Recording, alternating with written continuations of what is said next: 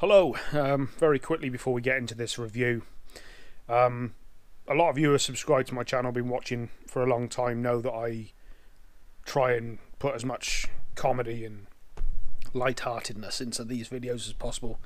I found this one a little more difficult to do. Obviously, a lot of this album is dedicated to the tragic early passing of Tom Searle, and I don't know, I just didn't feel appropriate in this video, and it's taken me a little while to put this one together as well. So, out of respect to the band and the family members, etc., this is a bit more of a serious review, I guess. So I just wanted to kind of do a little disclaimer beforehand.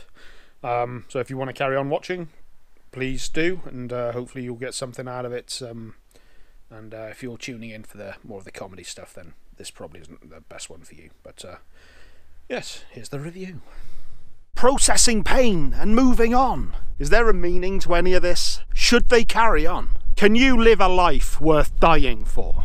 It's fair to say it's been a tough couple of years for Architects. Reeling from the loss of their fallen comrade Tom Searle, the band have had to do a lot of questioning. So let's see if they've come to any conclusions with their latest album, Holy Hell.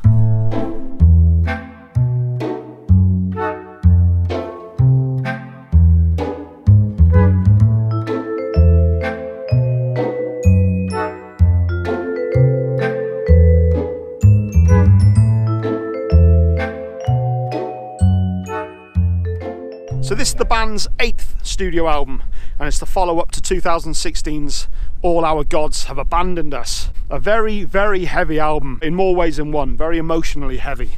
I did a review of that for a subscriber request at the beginning of the year, so if you want to check out a little more about the band's history and what went on in that album, check out that review. But for a brief recap, Tom Searle, primary songwriter, guitar player, and brother to Dan Searle, who plays the drums in the band, tragically passed away due to cancer after a 3-year battle with cancer. I think he had skin cancer of the leg. Tragically lost his battle with it, and that was a huge part of that album. Now we get the follow-up to that, where we see where the band have come and how they've dealt with that tragedy. There are ideas from Tom that appear on this album, but I think this is the first album where there was no actual performance from him on it. And the band have also been somewhat reluctant to state which songs Tom had any say in. I'll just quickly go through the lineup for this album. So on drums, as ever, we have Dan Searle, Tom's brother. Sam Carter returns on vocals. We have Alex Dean on bass, Adam Christiansen on guitar, and also we have former Silosis guitarist Josh Middleton. I think Josh turned out to be a bit of a key ingredient as well, and a defining factor as to whether the band would continue as well. Apparently after they recruited him, he and Dan Searle started writing together, and a lot of the material came out really well. And obviously, as we're listening to a new album, the decision was made to carry on. I believe a lot of the lyrics for the album were written by Dan, and I just quickly want to read out something that I found on the band's Epitaph Records page. In those first months after Tom's death, I didn't deal with it at all, and I felt so unhappy and anxious. I'd ignore it and just try to cope, but I knew that at some point I had to learn from it. Ultimately, there were two choices: feel sorry for yourself and believe the world to be a horrible place and let it defeat you, or let it inspire us to live the life that Tom would have wanted us to live. I was very worried about people taking away a despondent message from the album. I felt a level of responsibility to provide a light at the end of the tunnel for people who were going through terrible experiences. For me, broadly speaking, Holy Hell is about pain, the way we process it, cope with it, and live with it. There is value in pain. It's where we learn, it's where we grow. And I think that sums up the album quite well. There's a lot of bleakness, starkness and heaviness, of course, on this album, but I think it's the band kind of going through the stages of grief and coming to terms with things, and ultimately there is a feeling of hope that you just kind of have to carry on and get through it and see where life leads. And with that, let us dig into the songs. First up, we have Death Is Not Defeat. This one started in with a faded in string section, and it kind of felt like a continuation of Memento Mori, which closed the All Our Gods Have Abandoned Us album. And much like that song, I guess this one deals with the fragility of life. And we start off with the chorus. When I leave this skin and bone beyond my final heartbeat, I'll dismantle piece by piece, and I'll know death is not defeat. Quite a few people have speculated that these lyrics might well have been written by Tom, which certainly adds an amount of weight to them. Sam Carter truly sounds impassioned on this album. He's really letting everything out, really screaming his guts out. There's a lot of emotion in this album. They can tell the band are really putting everything into these songs. The song amps up into more familiar territory with these huge power chords. The bass is pounding, the drums really kick, and we get some nice arpeggiated guitar lines in there as well. And later, holding on tight to what's left of our time. We've hidden away, but it's in the design. Why do we fight what we can't define? Don't be afraid, we all cross the same line. We delve into a more gent section that then goes more into a mid-pace stomp before returning to the string section and a final heavy part closing the song. Next song, Hereafter. Bit of a worrying start on this one as we had a touch of the Bullet for My Valentine's. That sort of EDM faded in intro, which I gotta admit is one of the issues I do have with this album. I enjoyed the album a lot, but every song seems to have this faded in kind of electronica part, and I'm not sure it's needed for every single song. But luckily they introduced this really heavy, slow, down-tuned riff. I gotta admit, there was a sigh of relief.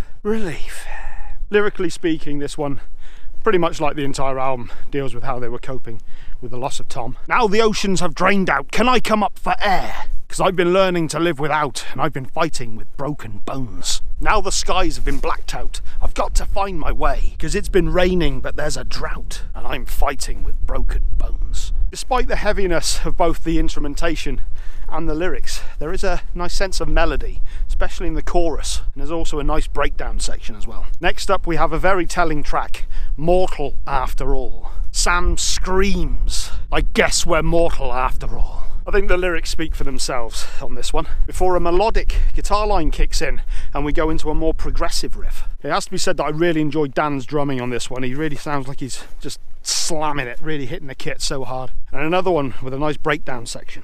And if we're caught in the deal we trade, I've seen the end in the blame we trade. All these walls will fall, I guess we're mortal after all. The end will come for all of us. This all rests on the fault line. All ends will be met, and all worlds must collapse. Next up we get the title track itself, Holy Hell. There are a lot of religious themes that continually crop up in this album, and I guess it goes back to what Dan said in the interview that I read out earlier. There was another interview I read where Dan was saying how he didn't want any of this stuff to come across as anti-religious or going against anybody else's beliefs, but the band kind of had to remain true to the processes of grief that they were going through. And I guess a huge part of loss, you do question the higher power, or, you know, your beliefs. How can this sort of thing happen to somebody who was such a decent person?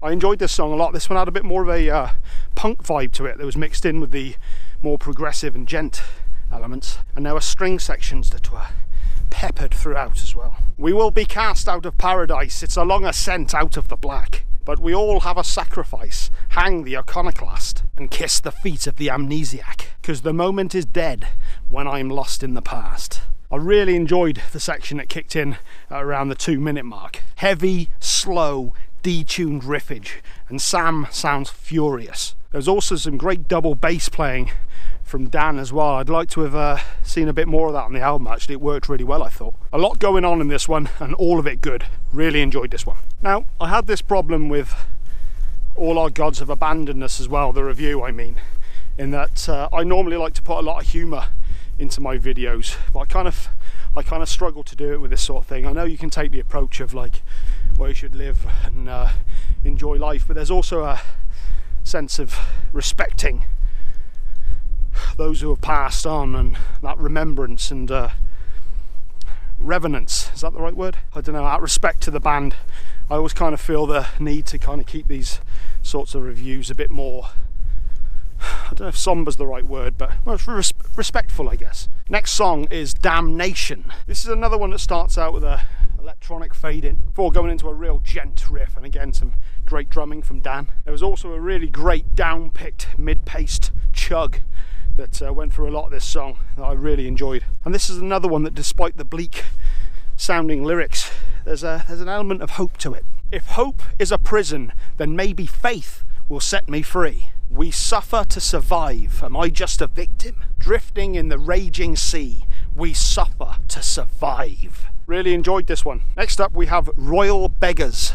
Faded in electronica, gent riff. But then we get this really nice melodic, sort of almost ambient piece that kind of reminded me more of Arcane Roots, before returning to the heavy for a questioning chorus. Like a bird in a cage trying to fly away. Is this the price that we have to pay? Overflowing with rage, yet we still obey, because we're asleep in a hurricane. There's a great use of melody that seems to appear in a lot of the choruses on this album, actually. And it's often using these huge power chords and these nice arpeggiated melodic guitar lines that go underneath it as well. It just adds this real nice sense of, well, melody, I suppose. There was also a really beautiful bridge section in this song, and Sam sounds particularly vulnerable. I thought it was a really nice inclusion, and I thought it was really cool to see another side to Sam as well, with his impressive range.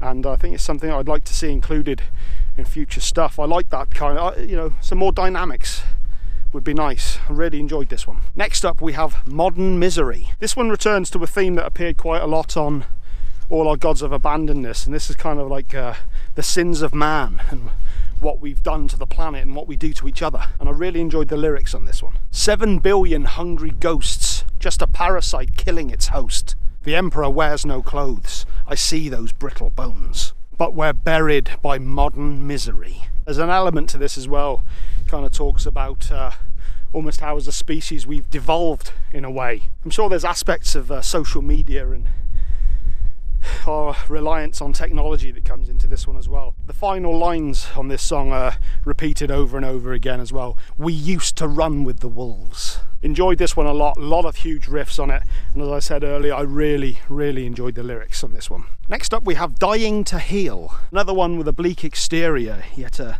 positive message within. I see no silver linings when the days are so dark, so hold a flame to these words. Enough pressure will create a diamond.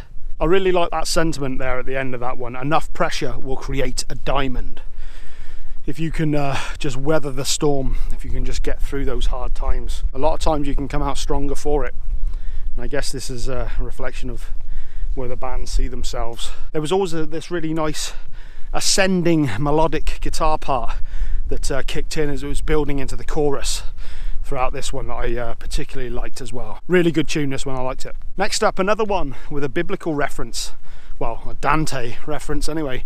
The Seventh Circle. Seventh Circle of Hell, I believe, was for murderers and bastards. This was another really cool tune, barely 2 minutes long. Gets straight to the point. There was a lot of elements I found of Chimera as well as Gojira. You had those really high-pitched kind of pick scrapes, you know, very reminiscent of Gojira that occur in this one. Huge slamming riffs, drums heavy as fudge, and the bass sounds great, primarily because I don't think I've actually mentioned it up to this point. And yes, more religious imagery in this one. I don't want to dream anymore. I've buried it all too deep.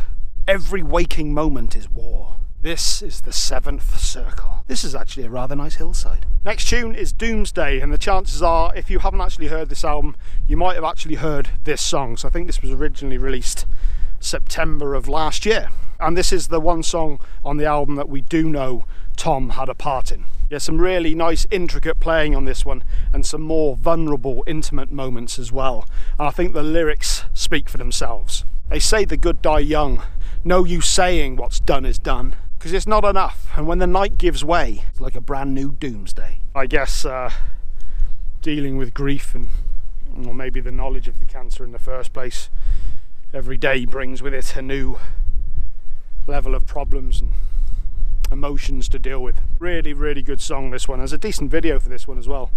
Yeah, like I said, this one came out last year, so a lot of you might have actually heard this one already. Which brings us to the final track on the album, A Wasted Hymn.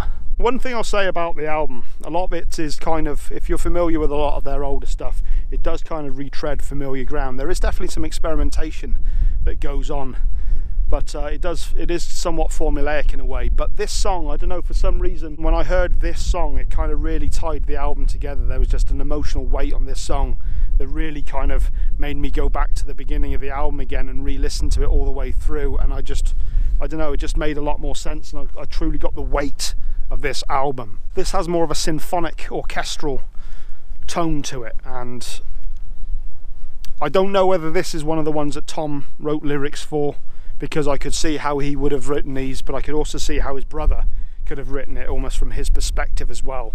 The lyrics really got me on this song. Is this penance for my sins? I gave everything for this phantom limb. Holy Ghost, nothing lasts forever. Now it's time to sink or swim. I've got nothing except this wasted hymn. Holy Ghost, nothing lasts forever. Again, that one part there about the phantom limb, of course, Tom finding the melanoma on his leg and having to have parts of it removed.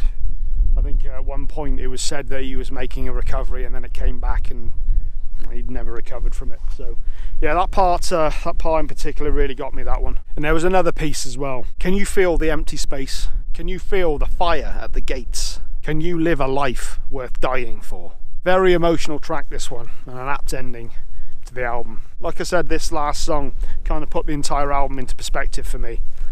And in terms of a score, I give it an 8 out of 10. It's not perfect, there are a few things wrong with it. Like I said, a little formulaic. I'd like to see a little more variation in Sam's vocals. As impassioned a performance as Sam gives, I would like to, in future, kind of see a bit more variation in his vocals, because I think he's capable of a lot more. There are definitely elements on this album where he displays a lot more versatility. But overall, I thought this was a great album, a touching tribute to somebody who tragically passed away way too young. I think he was 29 maybe when he passed away, I'm not sure.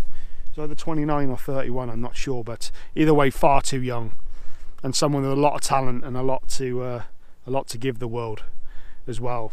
Just sucks, man, just fucking sucks. But yeah, listen to this album out of tribute. You know, it's a fitting tribute, and very, very heavy. It's not always the easiest thing to listen to. A lot of bands can be heavy in terms of the riffs, but not a lot of bands get that real emotional weight and impact with the lyrics, and that's something I found that Architects really do well, pack that emotional punch with their lyrics. So yeah, 8 out of 10, fitting tribute, check it out. And with that, I think I've said more than enough for today's video, so I will catch you next time.